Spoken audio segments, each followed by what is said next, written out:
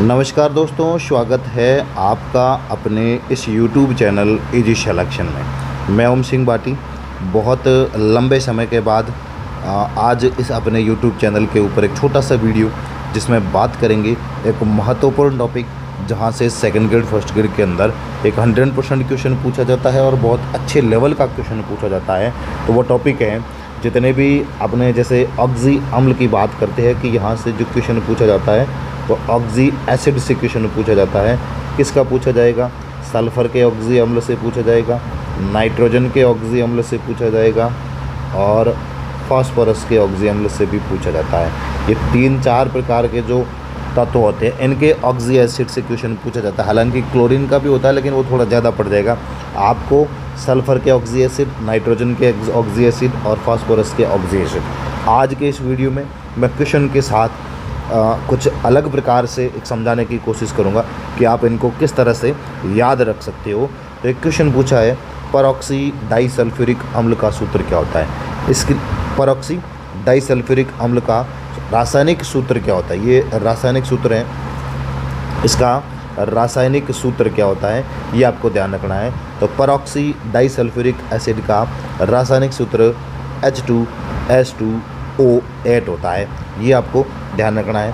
अब जितने भी सल्फ़र के ऑक्सी अम्ल होते हैं, अपने वाली बुक के अंदर इसमें पूरा डिटेल से सल्फ़र के ऑक्सी एसिड होता है, उसको समझा के रखा है। आपको याद कैसे रखना है, इतने ये नाम है, इनको याद रखने की एक छोटी सी ट्रिक है या फिर एक छोटा सा एक दिमाग लगा के अपन इसको याद कर सकते हैं। 2 चीज़ें याद है। जैसे आपको याद करना है सल्फ्यूरस अम्ल, एक होता है सल्फ्यूरस अम्ल, तो सल्फ्यूरस अम्ल का हो जाएगा H2SO3 और एक दूसरा आता है सल्फ्यूरिक अम्ल।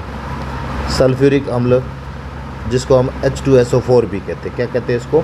H2SO4 भी कहते हैं। इन दोनों को अलग से याद कर दो, सल्फ्यूरस अम्ल और सल्फ्यूरिक अम्ल, H2SO3 और H2SO4, ये दोनों आपको याद हो जाएंगे, सल्फ्यूरस और सल्फ्यूरिक एसिड। फिर आपको दोनों याद करने हैं, कौन से अलग दोनों करने? थायोसल्फ्यूरस अम्ल और थायोसल्फ्यूरिक अम्ल। इन दोनों को अलग से याद करने की कोशिश करो कि थायोसल्फ्यूरस होता है H2S2O2 H2S2O2 और थायोसल्फ्यूरिक होता है H2S2O3। ये दोनों को अलग अलग लिखो। इन दोनों का अलग सेट बना लिया, इन दोनों का अलग बना दो। किसका? थायोसल्फ्यूरस अम्ल और थायोसल्फ्यूरिक अम्ल, इन दोनों का अलग से बना लो। तो ये दोनों आपके क्या हो जाएंगे? अलग हो जाएंगे। अगला है, अगला आप किसको याद कर सकते हो? डाईथायोनस अम्ल। अगला आप डाईथायोनस अम्ल H2S2O4 H2S2O4 डाईथायोनस अम्ल, और ये होता है डाईथायोनिक अम्ल H2S2O6 ये दोनों अलग जोड़े को आप याद कर सकते हो। H2S2O4 डाईथायोनस अम्ल और डाईथायोनिक अम्ल, थायोनिक H2S2O4 H2S2O6। पीछे क्या बचा?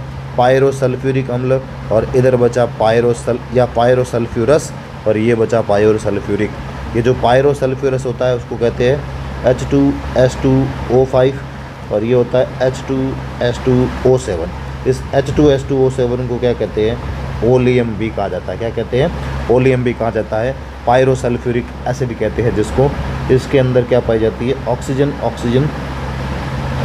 के बीच में बंद पाया जाता है, सल्फ़र के बीच में बॉन्ड नहीं होता है, ये आपको ध्यान रखना है। तो ये जो अलग प्रकार से एक समझने की कोशिश की है कि आप किन किन को याद रख सकते हो। तो ये एक लास्ट पीछे ये बच जाएगा परऑक्सी डाइसल्फ्यूरिक एसिड, ये बच जाएगा H2S2O7। तो आप दोनों को दो जो सेट बने हैं, इन दोनों सेट को अलग से याद करने की कोशिश करो, सल्फ्यूरस और सल्फ्यूरिक। फिर उसके बाद में थायोसल्फ्यूरस और थायोसल्फ्यूरिक, ये थायोसल्फ्यूरस, ये थायोसल्फ्यूरिक। फिर ये पायरोसल्फ्यूरस H2S2O5 और ये होता है पायरोसल्फ्यूरिक H2S2O7 जिसको ओलियम भी कहा जाता है। और पीछे जो बचेगा वो होता है परऑक्सी डाइसल्फ्यूरिक अम्ल, ये पाया जाता है। उसके बाद में एक क्वेश्चन पूछा जाता है कि सल्फ़र के कौन सी ऑक्सी अम्ल होते हैं? ऐसे कौन से ऑक्सी अम्ल होते हैं जिसके अंदर क्या पाई जाती है? परऑक्साइड लिंकेज पाई जाती है। परऑक्साइड लिंकेज पाई जाती है। क्या पाई जाती है? परऑक्साइड लिंकेज पाई जाती है। तो उसके अंदर एक दो याद रखना, H2S2O5 और एक होता है H2S2O8। इन दोनों के अंदर क्या पाई जाती है, परऑक्साइड लिंकेज पाई जाती है। बुक के अंदर बहुत अच्छे से प्रश्न है, उसको समझाया हुआ है। उसके बाद में बात करते हैं, एक अगला क्वेश्चन है ये आया। एक अगला क्वेश्चन है कि सल्फर का वह ऑक्सो अम्ल जिसमें सल्फर के परमाणुओं के बीच बंद नहीं होता है। सल्फर के दोनों परमाणुओं के बीच बंद नहीं होता है, इनके बीच में क्या आ जाता है, ऑक्सीजन आ जाता है। इसलिए ये बहुत इंपॉर्टेंट प्रश्न है। इसको क्या कहते हैं, ओलियम कहते हैं या पायरोसल्फ्यूरिक एसिड कहते हैं। ओलियम कहा जाता है या इसको पायरोसल्फ्यूरिक अम्ल भी कहा जाता है। बहुत इंपॉर्टेंट है ये वाला प्रश्न, जिसमें ऐसा ऑक्सी एसिड है जिसमें आपके क्या नहीं पाया जाता है, सल्फ़र के परमाणुओं के बीच बंद नहीं होता है। ऑक्सीजन इधर सल्फ़र और इधर सल्फ़र, बीच में ऑक्सीजन होती है। सल्फ़र के बीच में बंद नहीं पाया जाता है। अगला प्रश्न, निम्नलिखित में से किस ऑक्सो अम्ल में ऑक्सीजन बंद होता है। ऑक्सीजन बंद होता है जिसमें परऑक्साइड लिंकेज पाई जाती है। ये ऑक्सीजन बंद होता है, उसके अंदर क्या पाई जाती है, परऑक्साइड लिंकेज पाई जाती है। ये ऑक्सीजन परऑक्साइड लिंकेज होती है। तो अभी मैंने ऊपर बताया था कि किन के अंदर परऑक्साइड लिंकेज होती है, H2S2O5 और H2S2O8 इनके मध्य होती है। तो इसमें H के जो क्वेश्चन है इसके अंदर दिया हुआ है H2S2O8, इनके अंदर क्या पाई जाती है, परऑक्साइड लिंकेज पाई जाती है। तो H2S2O8 सल्फर का ऑक्सो अम्ल होता है जिसके अंदर क्या पाई जाती है, परऑक्साइड लिंकेज पाई जाती है। ये दोनों परऑक्साइड लिंकेज दी हुई है। H2SO3 में भी परऑक्सी अम्ल होता है जिसमें क्या पाई जाती है, सल्फर का परऑक्सी अम्ल है जिसके अंदर क्या पाई जाती है, परऑक्साइड लिंकेज पाई जाती है। ये इसकी स्ट्रक्चर दी हुई है। तो ये बहुत ही आसान प्रश्न है, इजी प्रश्न है, लेकिन इसको थोड़ा सा याद करने की जो मैंने है, इस सेट के अंदर आप इसको याद करके जाओगे तो आपके क्या हो जाएगा, अच्छा हो जाएगा। जो सेट बता रखे हैं दो को याद करने की कोशिश करो तो आपके याद हो जाएगा। अगला प्रश्न है, हाइपोफास्फोरिक अम्ल का सूत्र क्या होता है। हाइपोफास्फोरिक अम्ल ये फास्फोरस के ऑक्सी एसिड है। किसके ऑक्सी एसिड है, फास्फोरस के ऑक्सी एसिड होते हैं। फास्फोरस के ऑक्सी अम्ल होते हैं और फास्फोरस के ऑक्सी अम्लों को आपको याद करना है। तो सबसे पहले आप किसको कर दो, हाइपोफास्फोरस या हाइपोफास्फोरस, ये ऑर्थोफास्फोरस और ये orthophosphoric, H3PO2 H3PO3 H3PO4। Hypophosphorous H3PO2 जिसको फॉस्फेनिक अम्ल कहते हैं। ऑर्थोफास्फोरस H3PO3 फॉस्फोनिक या फॉस्फेनिक या फॉस्फोनिक या H3PO2 या H3PO3। फिर आता ऑर्थोफॉस्फोरिक, रिक होता है H3PO4 हो जाएगा, H3PO4 हो जाता है। फिर आता है हाइपोफास्फोरिक अम्ल। हाइपोफास्फोरिक अम्ल का ही पूछा है। हाइपोफास्फोरिक अम्ल का हो जाएगा O6 वाला, ये O6 वाला होता है H4P2O6 हाइपोफास्फोरिक अम्ल।